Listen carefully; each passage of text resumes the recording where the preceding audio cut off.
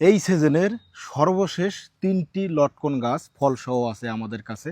এই যে দেখুন কত সুন্দর এবং কোয়ালিটি সম্পন্ন এই গাছগুলোতে ফল ঝুলে ঝুলে আছে। আমি একটু দেখাই কাছাকাছি। এই যে দেখুন কত সুন্দর ফলগুলো ঝুলে আছে এবং সুন্দর এই গাছটাতে কতগুলো ফল আছে। এর পাশের গাছটাতে দেখাই। এই যে দেখুন কত সুন্দর ফলগুলো ঝুলে আছে, মনে হচ্ছে কেউ দড়ি দিয়ে বেঁধে রেখেছে, কিন্তু না, এটা মহান আল্লাহ তাআলার সৃষ্টি।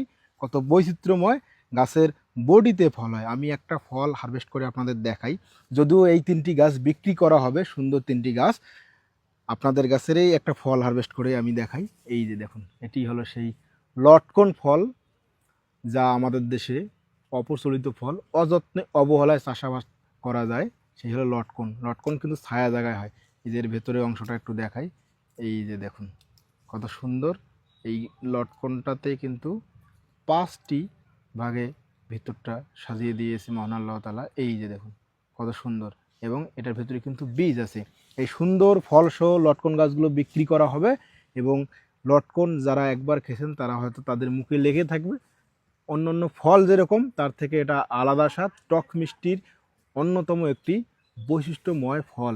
আমি এটার স্বাদ পরখ করব। বিসমিল্লাহ। এটা অনেক মিষ্টতার দিকে চলে গেছে এবং লটকন এখন পেকে যাচ্ছে। যাদের এই ফল সহ 3টি গাছ লাগবে তারা দ্রুত যোগাযোগ করুন, কারণ এই 3টি গাছেই এই সিজনের শেষ গাছ।